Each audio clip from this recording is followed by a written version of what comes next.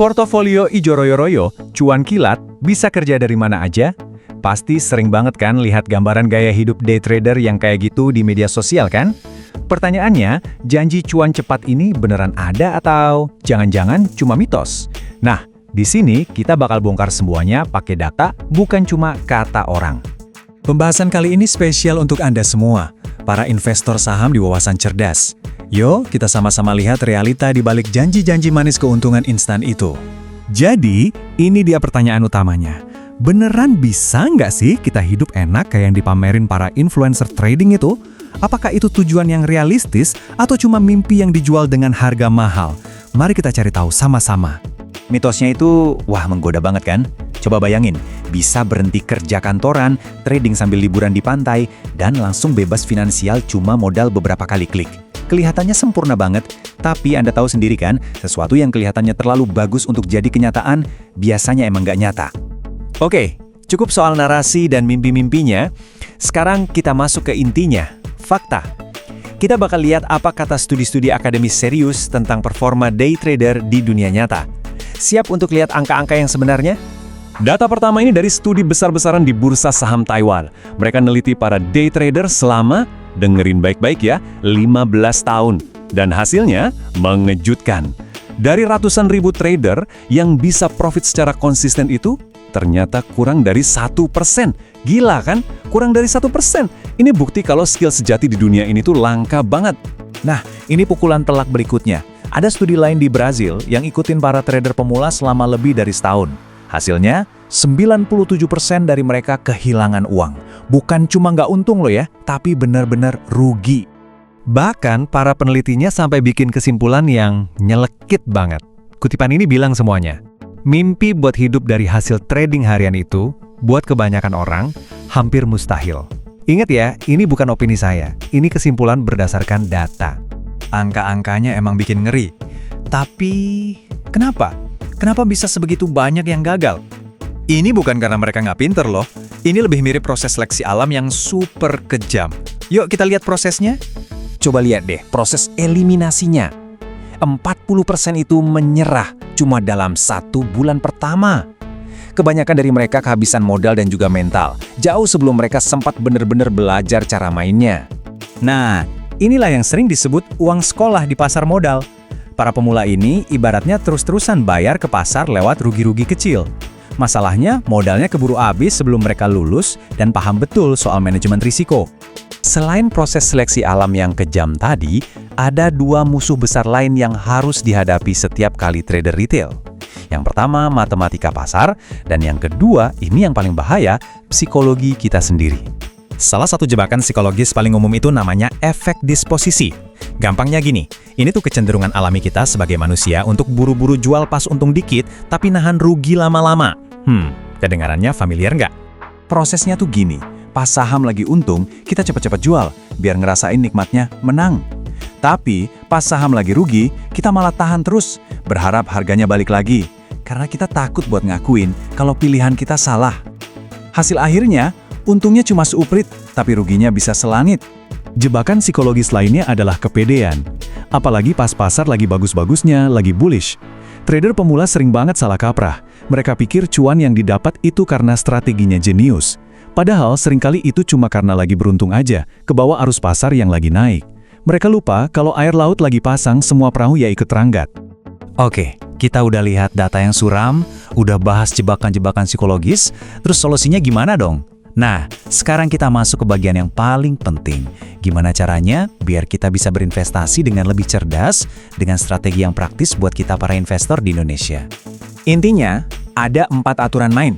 Pertama, turunkan ekspektasi.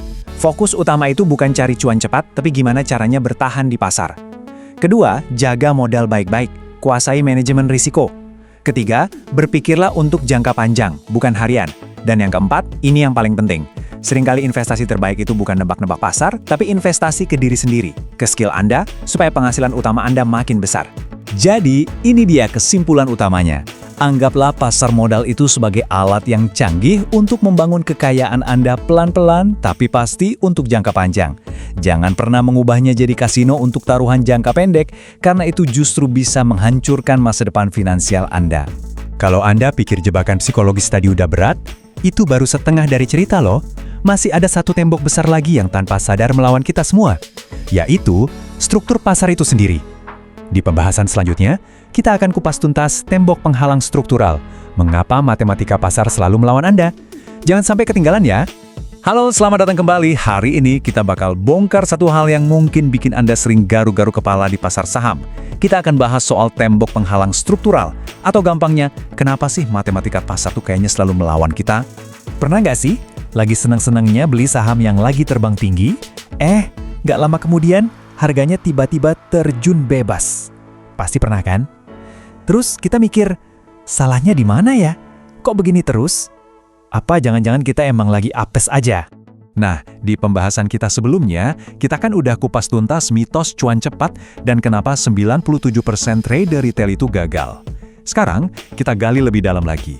Soalnya ini bukan cuma masalah hoki atau jago baca grafik.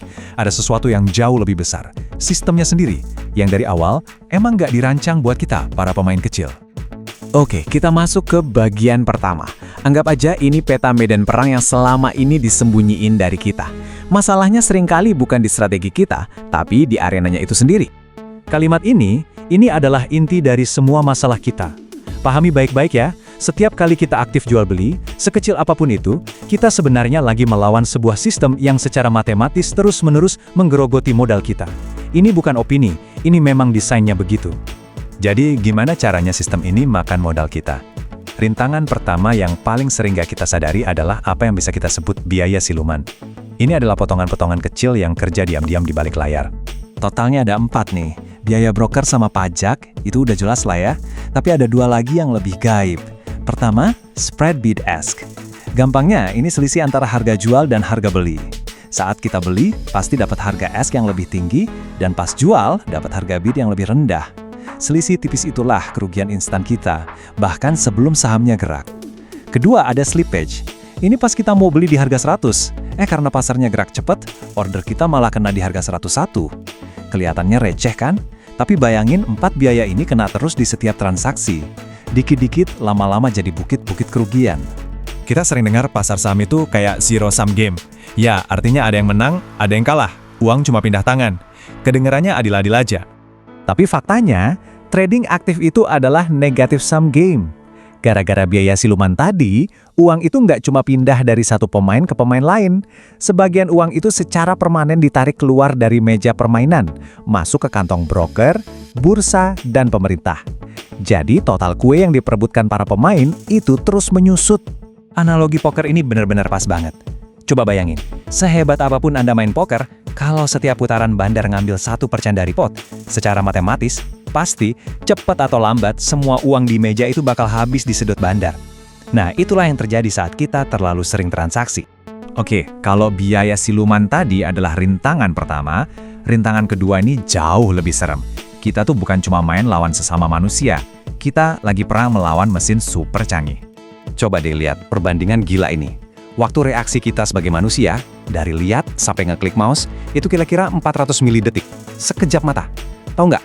Buat mesin high frequency trading atau HFT, 400 milidetik itu ibarat seumur hidup. Di saat kita baru mau berkedip, mereka udah selesai melakukan ribuan transaksi. Ini bukan lagi balapan lari. Ini kita jalan kaki, lawannya naik jet tempur.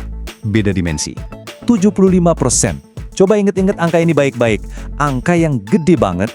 Artinya apa? Artinya, 3/4 dari seluruh aktivitas jual beli saham di dunia itu dikendalikan oleh mesin dan algoritma super cepat. Jadi kita, sebagai trader retail, itu cuma ikan teri di lautan yang dikuasai paus-paus robotik. Kita nebak-nebak pakai klik manual, sementara mayoritas pasar bergerak dengan kecepatan cahaya. Terus, gimana mesin-mesin ini pakai keunggulan kecepatan mereka? Oh, mereka bukan cuma cepat, mereka juga pakai taktik-taktik licik buat menjebak kita. Yuk kita lihat 2 jebakan yang paling sering terjadi. Ini namanya electronic front running. Begini cara kerjanya. Karena mesin mereka itu lokasinya dekat banget sama server bursa, mereka bisa ngintip order beli kita sepersekian detik lebih dulu. Waktu yang sangat singkat itu cukup buat mereka buat nyerobot, beli sahamnya duluan, lalu langsung jual lagi ke kita dengan harga sedikit lebih mahal. Untungnya mungkin cuma beberapa perak per lembar saham, tapi mereka melakukan ini jutaan kali sehari. Kebayangkan totalnya jadi berapa? Nah, ini juga pasti sering Anda lihat kan? Kita udah merasa aman nih lihat tembok bidik yang tebal banget. Dalam sekejap mata, tembok itu hilang dan harga langsung ambruk. Itu bukan kebetulan. Fenomena ini namanya likuiditas hantu. Mesin HFT sengaja pasang order beli atau jual palsu dalam jumlah besar buat menciptakan ilusi seolah-olah pasar lagi kuat. Tujuannya buat mancing kita masuk. Begitu kita kepancing dan pasang order, order palsu mereka langsung dibatalin dalam hitungan mikrodetik. Jadi, antrean tebal yang kita lihat itu seringkali cuma fatamorgana. Oke. Setelah dengar semua ini mungkin rasanya jadi pesimis ya. Sistemnya curang, lawannya mesin super cepat. Terus gimana dong? Apa kita nyerah aja? Tunggu dulu. Tentu aja enggak. Kabar baiknya, ada cara buat menang. Ada cara buat main cerdas di arena yang gak adil ini. Kuncinya sebetulnya sederhana banget. Kalau kita nggak bisa ngalahin mereka di permainan mereka, ya jangan main permainan mereka. Kita ubah arenanya. Kita pindah ke medan perang, di mana kecepatan super mereka jadi nggak ada artinya. Caranya gini, mesin HFT itu jagonya di pertandingan lari sprint. Mereka hidup di dunia mikrodetik, ngeliatin grafik tiap detik. Mereka buta sama gambaran besarnya, mereka nggak peduli fundamental bisnis, laporan keuangan, apalagi visi seorang CEO buat 5 tahun ke depan. Nah, disitulah celah kita. Dengan mengubah permainan kita jadi maraton, berpikir dalam hitungan bulan atau bahkan tahunan, kecepatan mereka jadi nggak relevan sama sekali. Fokus ke apa yang mesin nggak bisa ukur, kualitas bisnis, kepemimpinan yang hebat, dan fundamental yang kokoh. Jadi, sekarang Anda udah punya senjatanya. Anda tahu cara mengakali tembok struktural dan mesin-mesin super cepat itu. Strateginya jelas, berpikir jangka panjang. Tapi ada satu musuh lagi yang jauh lebih susah ditaklukkan. Musuh yang setiap pagi kita lihat di cermin. Diri kita sendiri. Nah, di pembahasan kita berikutnya, kita akan bedah tuntas musuh dari dalam ini. Kita akan bahas jebakan psikologis maut seperti disposition effect, bahaya ego yang terlalu pede, dan kenapa mengelola emosi adalah kunci terakhir untuk bisa benar-benar menang di pasar modal. Jadi, pastikan Anda nggak kelewatan ya. Sampai jumpa! Selamat datang kembali. Kalau Anda pikir musuh terbesar seorang investor itu bandar, market maker, atau algoritma canggih, pikir lagi. Hari ini kita akan bedah musuh yang jauh lebih licik dan berbahaya, yang nggak sembunyi di bursa, tapi di dalam kepala kita sendiri. Oke, ini dia peta perjalanan kita. Kita bakal mulai dari siapa sih musuh kita yang sebenarnya, lalu kita bahas 2 jebakan psikologis paling umum, kita lihat apa kata sains di baliknya, dan tentu aja kita tutup dengan cara bertahan hidupnya. Oke, kita langsung masuk ke bagian pertama, musuh yang sebenarnya. Ingat kan, di pembahasan terakhir kita udah kupas tuntas gimana tembok penghalang struktural itu bikin matematika pasar saham selalu melawan kita, para investor retail. Kayaknya rintangannya udah banyak banget ya. Tapi, coba deh renungkan ini. Gimana kalau semua rintangan dari luar itu ternyata nggak ada apa-apanya dibandingin sama satu musuh yang kita bawa-bawa setiap hari? Musuh yang ada di dalam pikiran kita sendiri. Nah, ini yang membawa kita ke jebakan psikologis pertama. Saya suka banget analogi ini karena ngena banget. Kita itu cenderung memotong bunga, tapi malah rajin menyirami gulma. Istilah kerennya itu efek disposisi. Sederhananya gini, ini tuh kecenderungan aneh kita buat buru-buru jual saham yang lagi untung, tapi di sisi lain kita malah keras kepala megangin saham yang lagi rugi. Nah, lihat deh tabel ini. Ini benar-benar ngegambarin kegilaan kita. Saham baru naik dikit, 3% lah. Kita langsung panik jual, takut keuntungannya hilang. Tapi saham yang udah jelas-jelas anjlok 20%, malah kita tahan terus, kita doain, berharap keajaiban datang dan harganya balik modal. Hayo naku, siapa yang sering begini? Analogi pasar klasik ini benar-benar kayak nampar kita. Kita buang aset terbaik kita, si bunga yang lagi mekar, dan malah ngasih pupuk dan air, yaitu modal kita, ke gulma yang jelas-jelas merusak seluruh kebun portofolio kita. Bener-bener kebalik kan? Dan ini bukan sekedar perasaan atau omong kosong loh, ada datanya. Sebuah studi legendaris oleh Terence Odean membuktikan, kita para investor retail itu 50% lebih mungkin untuk menjual saham pemenang kita ketimbang saham pecundang. 50%, itu angka yang gede banget. Terus akibatnya apa? Nah, ini bagian yang paling menyakitkan.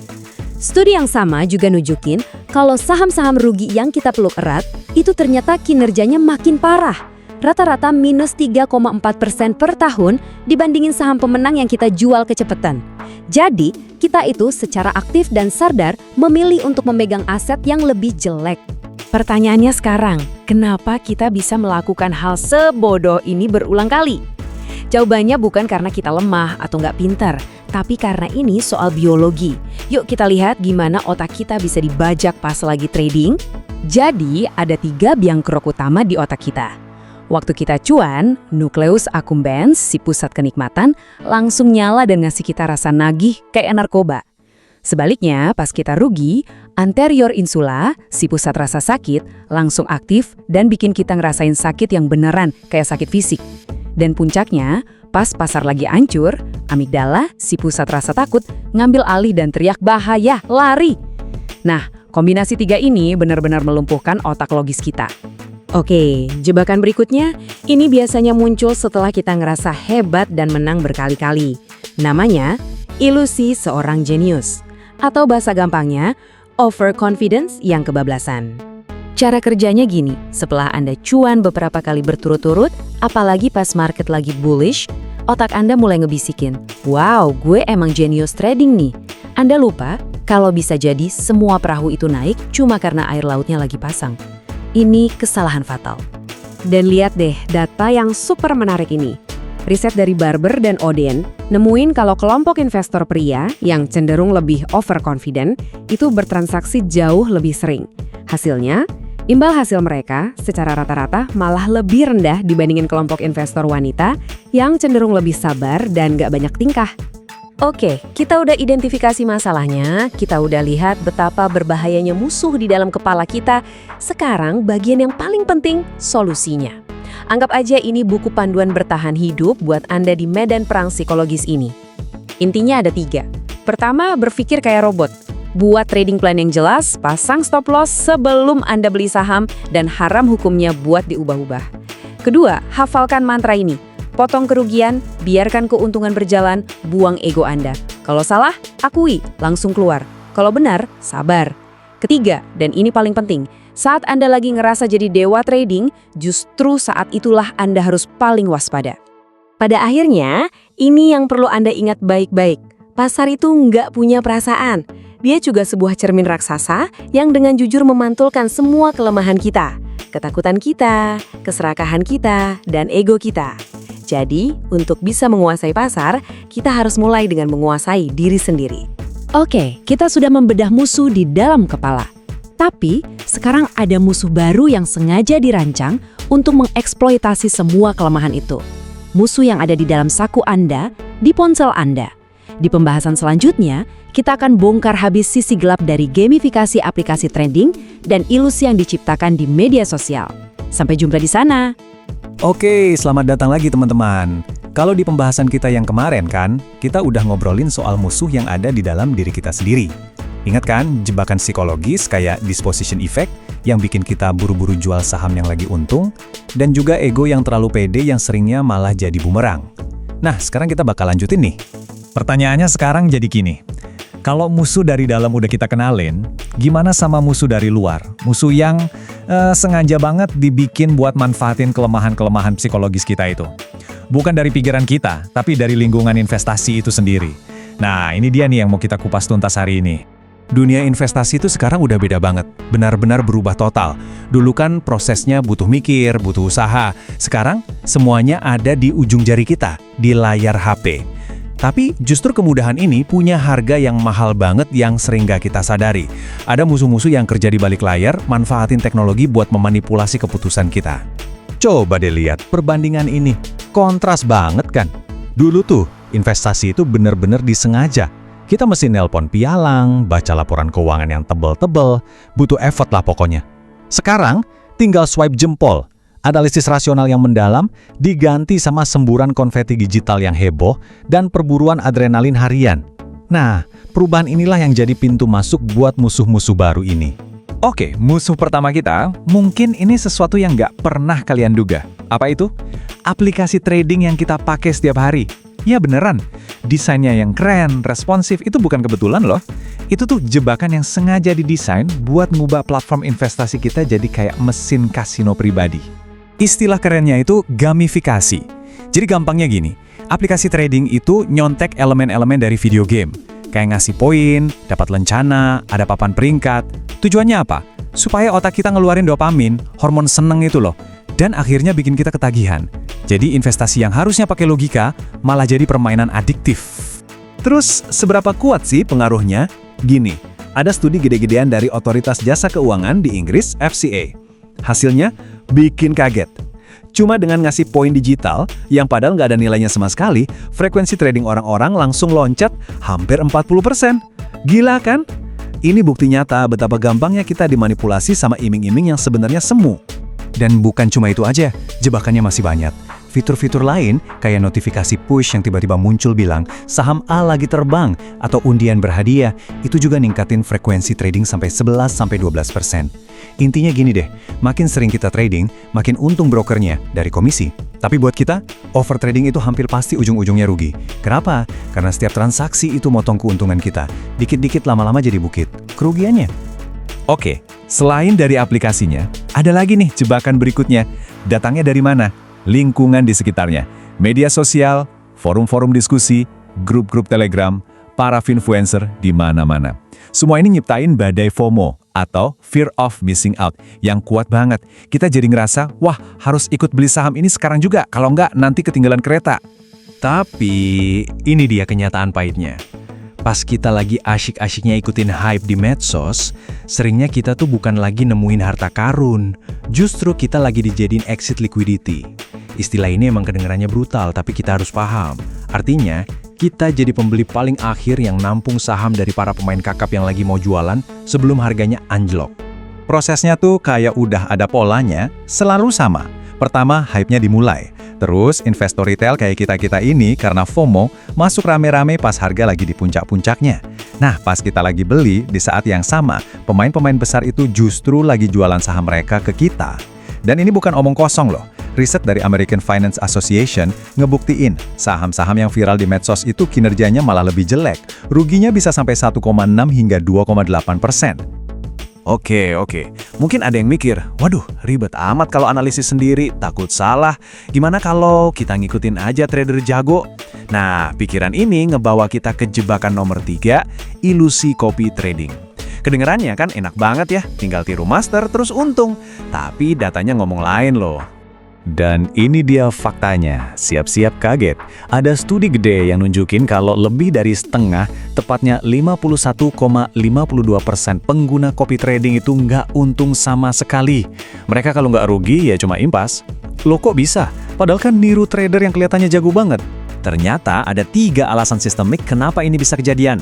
Pertama, ada yang namanya latency dan slippage. Gampangnya gini, si master beli di harga 1.000. Begitu ordernya masuk, ribuan pengikutnya langsung ikut beli. Permintaan yang tiba-tiba banyak ini bikin harganya naik, mungkin jadi 1.020. Jadi, kita sebagai pengikut selalu beli lebih mahal dikit dan jual lebih murah dikit. Kedua, ketahanan modal. Master trader itu modalnya gede, jadi kuat nahan rugi. Nah, kita yang modalnya lebih kecil, bisa-bisa udah kena margin call dari broker, alias dipaksa jual rugi, jauh sebelum harganya balik arah. Ketiga, kita tuh gampang banget silau sama master yang ROI jangka pendeknya gila-gilaan. Yang biasanya itu artinya dia ngambil risiko super tinggi. Risiko yang mungkin nggak cocok sama kita. Oke, kita udah bongkar semua musuh-musuh tersembunyi ini. Ada aplikasi yang bikin candu, medsos yang bikin FOMO, sampai ilusi copy trading. Terus pertanyaannya sekarang, gimana cara kita bertahan? Jawabannya simpel. Kita harus ambil alih lagi kendali penuh atas portofolio kita. Ini dia rencana pertahanan buat kalian. 3 langkah praktis yang bisa langsung dilakuin sekarang juga. 1. Matiin semua notifikasi yang nggak penting dari aplikasi trading. Jangan biarin algoritma yang ngatur kapan kita harus panik atau serakah. 2. Cuekin aja itu papan peringkat. Fokus ke tujuan keuangan kita sendiri, jangan banding-bandingin sama orang lain yang kita nggak kenal. 3. Dan ini paling penting, riset sendiri. Ingat, di dunia investasi, kalau ada rekomendasi yang gratis, seringkali kita sendirilah produk yang lagi dijual. Dan ini mungkin pesan paling penting dari semua ini. Investasi yang beneran sukses itu harusnya sedikit ngebosenin. Ya beneran, tujuannya itu buat ngebangun kekayaan secara sabar, pakai analisis, bukan nyari adrenalin harian kayak lagi judi. Kita harus balikin investasi ke hakikatnya, sebuah kegiatan yang rasional. Jadi, sekarang kalian udah punya senjatanya nih, strategi pertahanan buat ngelawan semua jebakan di pasar. Nah, di pembahasan selanjutnya, kita nggak cuma bertahan, tapi kita akan mulai menyerang. Kita akan ninggalin mentalitas judi di pasar dan mulai ngebangun benteng pertahanan kita sendiri. Sebuah strategi investasi yang solid, berbasis aturan. Sampai ketemu di sana ya. Pernah ngerasa nggak sih kayak lagi main judi di pasar saham dan ujung-ujungnya selalu kalah? Tenang, Anda nggak sendirian kok. Nah sekarang kita akan coba tinggalin mentalitas itu. Kita akan beralih jadi investor sejati yang membangun strategi buat bertahan dan yang paling penting bertumbuh secara nyata. Ingat kan pembahasan kita yang sebelumnya? Kita udah bongkar tuh, kenapa kok banyak banget dari kita yang malah rugi? Nah, memahami masalahnya itu adalah kunci buat nemuin solusinya hari ini. Yap, kita ngebahas gimana desain aplikasi trading dan semua kebisingan di media sosial itu sengaja dirancang biar kita transaksinya impulsif. Mirip kayak main game, yang sayangnya sering banget berakhir dengan kerugian. Kedengarannya familiar kan? Nah ini dia pertanyaan yang paling penting. Setelah sadar kita ini dipermainkan, terus langkah selanjutnya apa dong? Apa pasar saham ini sebenarnya penipuan? Jawabannya sama sekali bukan. Kita cuma perlu ganti cara mainnya aja. Oke, ini dia perubahan mindset nomor 1 yang paling fundamental. Pasar saham itu bukan kasino. Anggap ini sebagai bisnis. Poin ini penting banget buat dicatat. Alatnya tuh nggak salah, tapi cara kita pakainya yang sering keliru. Pasar saham itu punya potensi yang luar biasa, tapi ya itu hanya buat mereka yang menghargai aturan mainnya dan nggak datang buat iseng-iseng berjudi. Coba deh kita lihat bedanya di sini. Yang kiri itu mentalitas penjudi, ngandelin insting, emosi, transaksinya acak-acakan. Nah, yang kanan itu mentalitas pebisnis, pakai riset, punya strategi, dan semua dievaluasi lewat jurnal. Udah jelas kan mana yang bakal bertahan buat jangka panjang? Oke, mindsetnya udah bener nih. Sekarang kita butuh aturan main. Anggap aja ini benteng pertahanan Anda, biar nggak termasuk dalam 90% trader yang gagal di luar sana. Kalau ada satu hal yang wajib banget Anda ingat dari semua ini, ya inilah dia. Ini bukan soal seberapa sering tebakan Anda benar, tapi seberapa kecil kerugian Anda pas Anda salah. Manajemen resiko itu ibarat napas Anda di pasar saham. Tanpa ini, Anda nggak akan bertahan lama. 1%. Tolong ingat angka ini baik-baik ya. Ini bukan cuma sekedar angka, tapi ini aturan emas yang bakal ngejaga Anda tetap di dalam permainan. Aturan ini ngasih Anda ruang buat salah, buat belajar, dan pada akhirnya buat menang. Oke, kita bedah ya gimana cara kerjanya. Misal, modal Anda 50 juta. Artinya, resiko maksimal yang boleh Anda ambil di satu saham itu hanya Rp500.000. Titik. Jadi, Anda harus atur stop loss biar kerugian nggak lebih dari angka itu. Dan yang lebih penting lagi, target profit Anda itu minimal 2 kali lipatnya, yaitu 1 juta. Dengan begini, sekalipun tingkat kemenangan Anda cuma 50%, portofolio Anda akan tetap tumbuh.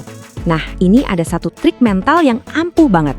Otak kita itu gampang banget ngeremehin angka kayak rugi 2%. Kedengerannya kecil kan? Tapi coba deh kita buat ini jadi lebih nyata. Coba tanyain ini ke diri sendiri sebelum klik tombol buy.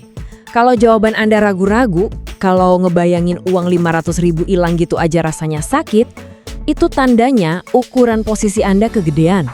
Coba kurangi lotnya sampai Anda merasa nyaman sama resikonya. Ingat, kerugian itu biaya bisnis, bukan bencana pribadi. Nggak ada jenderal yang langsung maju perang tanpa latihan kan? Nah, di pasar saham juga sama persis. Anda harus latihan dulu sebelum mempertaruhkan modal sungguhan. Ikutin 3 langkah ini. Logikanya sederhana banget. Kalau Anda nggak bisa untung pakai uang monopoli yang tanpa tekanan, ya mustahil Anda bisa berhasil pas uang beneran dan emosi udah ikut campur. Jadikan akun virtual itu tempat latihan Anda, tempat Anda bikin kesalahan tanpa harus bayar mahal. Ini perspektif yang penting banget. Jangan lihat kerugian-kerugian kecil di awal itu sebagai kegagalan. Anggap aja itu biaya kuliah Anda di pasar saham. Masalahnya, banyak orang di luar sana yang bayar uang sekolah ini pakai seluruh tabungan mereka dan akhirnya terpaksa DO sebelum mereka sempat lulus. Tapi, gimana kalau investasi terbaik itu ternyata bukan di saham? Hah? Gimana tuh maksudnya? Oke, mari kita bahas strategi yang paling cerdas, terutama kalau modal Anda masih terbatas. Konsepnya simple kok, daripada Anda menghabiskan waktu berjam-jam buat ngejar return kecil dari modal yang juga kecil, kenapa nggak pakai waktu dan energi itu buat ningkatin nilai diri Anda di pasar kerja? Coba kita hitung-hitungan kasar ya biar kebayang. Mengejar untung 1 juta dari trading itu sangat gak pasti dan butuh perjuangan. Sekarang bandingin sama investasi keahlian baru yang bisa naikin gaji Anda 5 juta. Dan itu setiap bulan loh. Return on investment-nya jauh lebih pasti dan berkelanjutan. Jadi, gimana cara kita gabungin semua ini jadi satu strategi jangka panjang yang benar-benar jalan? Jawabannya adalah dengan menjalankan 2 mesin kekayaan secara bersamaan.